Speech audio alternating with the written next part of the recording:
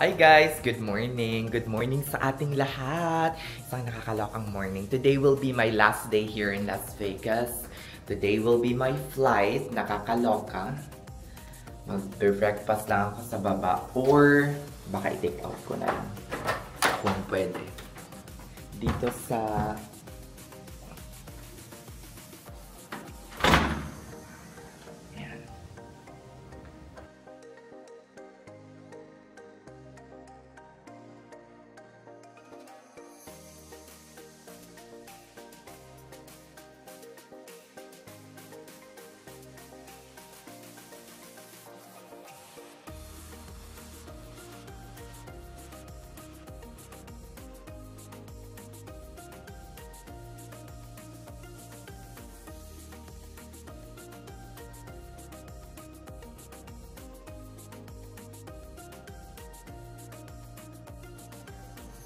I got my breakfast. Shalak. Uy. Alam niyo ba kung magkano? Nakakaloka. $39 dai. 39. Tapos meron akong food and beverages credit which is $25. So, ano na lang siya? 6. Magkano ba? 6. 50? $15. $14 yung bill ko. Pwede naman ako mag-extend pa. I think they check out around 12 or 1 o'clock. Kasi yung flight ko 1:50. Tapos, magbabas na ako papuntang airport.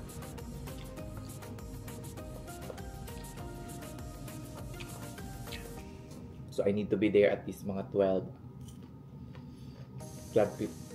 o'clock, 12:30.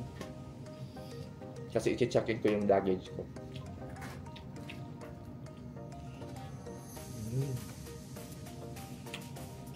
Perfect tayo ngayon with this beautiful view. Tingnan nyo guys, pak, shalak.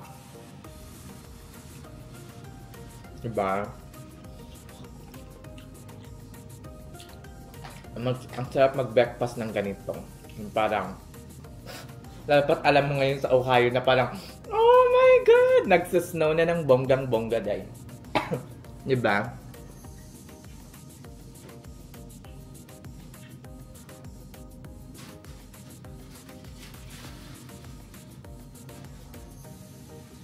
Snow to the highest level ngayon sa Ohio. Nakakaloka. As in, ang bigat ng snow, pati labas, may mga yelo. Maglalakad ka sa yelo.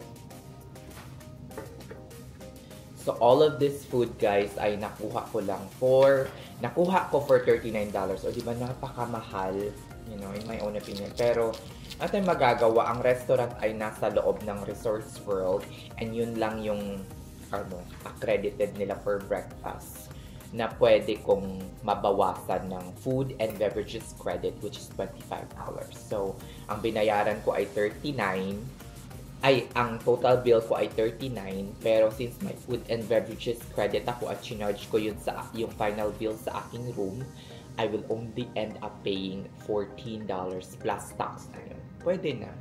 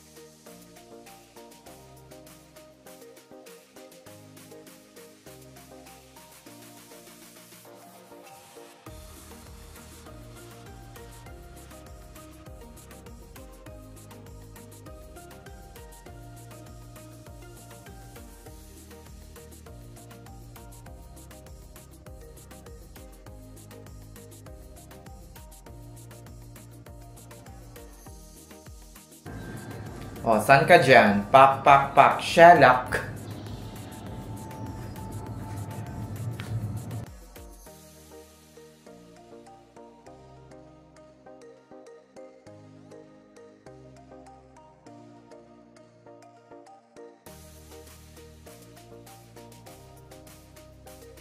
Yan guys, ngayon na lang ako nakapag-vlog ulit. Shalak.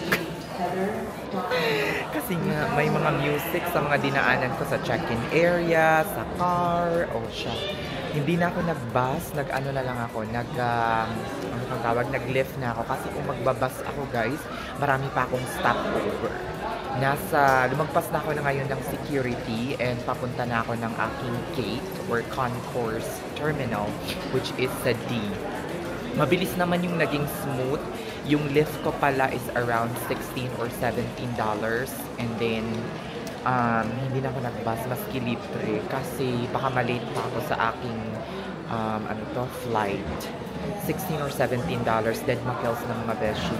Actually, nakakapanghinayang, pero kesa naman sa malate ako, diba? At saka maraming hinto-hinto.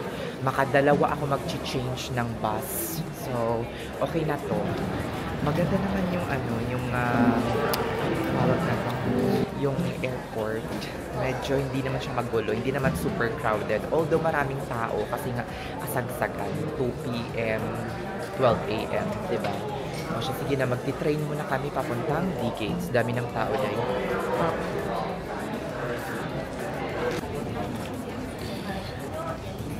Iiwanan ko na yung mga jowa ko dahil. Pak, shalak. Bye-bye, Thunder. Shalak. Thunder talaga. Parang kung binagyo dito, dahil. Iwanan ko na yung mga jowa ko, dahil. Joke lang yan. Shalak. Sige na. Pak, pak, pak. Ganda ng ano. Diba? Pak, shalak.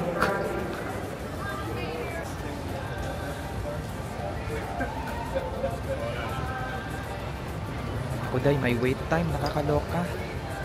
Ay, mag-grab lang ako ng lunch dito. Sana naman hindi masyadong mahaba yung wait time. D5, American Airlines, Flight 2416 is...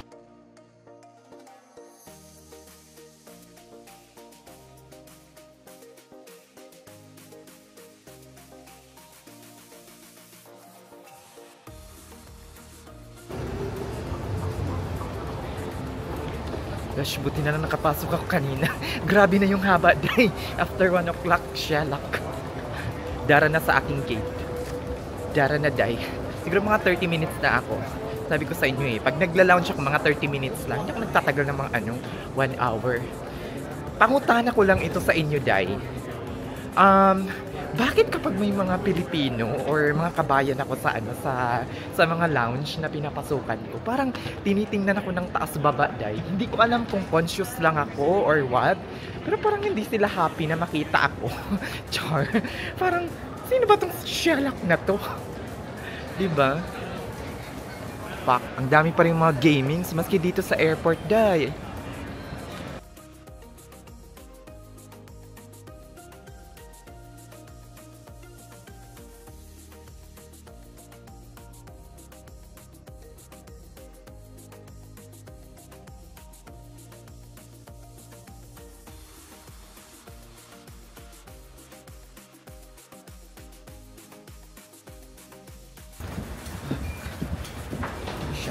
Boarding na tayo, papuntang Atlanta. Back.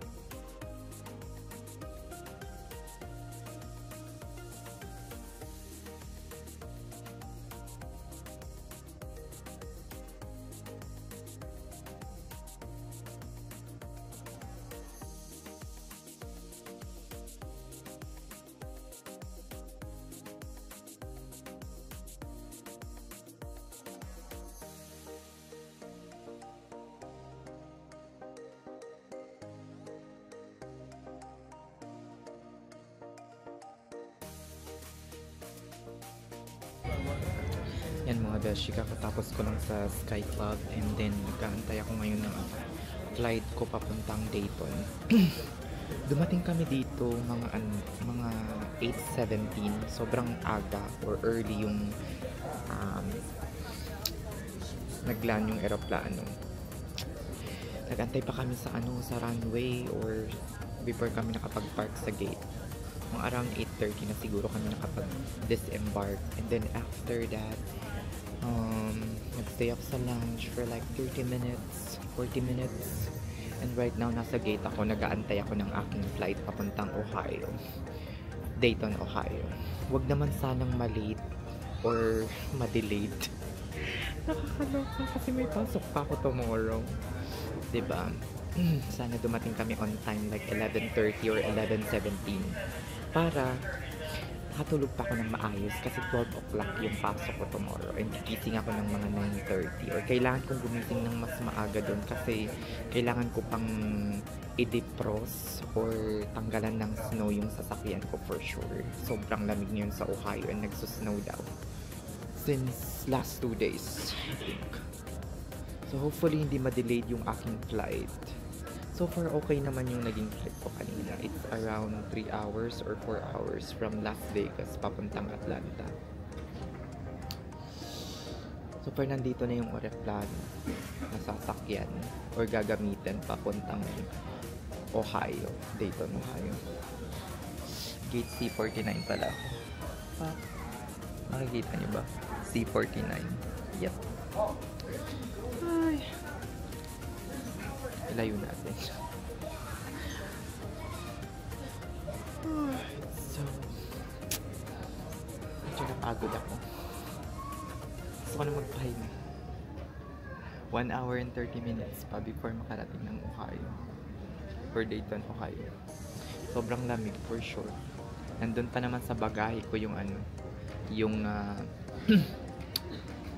yung sweater ko o yung panlamig ko. Ay.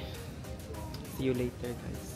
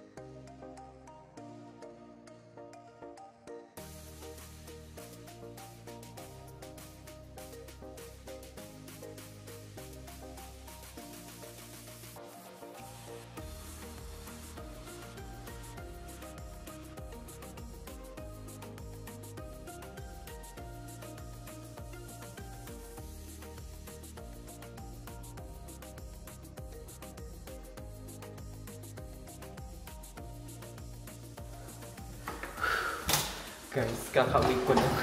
Grabe. Akala ko hindi na ako makakauwi. Shalak. As in to the highest level. Walang Uber. As in, yung Uber ko galing pang downtown. Nag-antay ako for almost 21 or 22 minutes mga beshi. Nakakaloka. As in. Ay. Grabe ang lamig guys. Shalak. Alisan ko muna ng snow yung car ko. Puta, paano ako magdadrive nito dahil bukas? Kung ito hindi pa nasyalak. Diyos ko Lord. Naku day.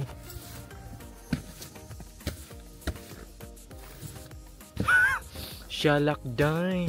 Tingnan nyo naman yung car ko day. Oh, pak, shalak. Shalak talaga day. Shalak. Alisan ko muna ito ng konting snow day.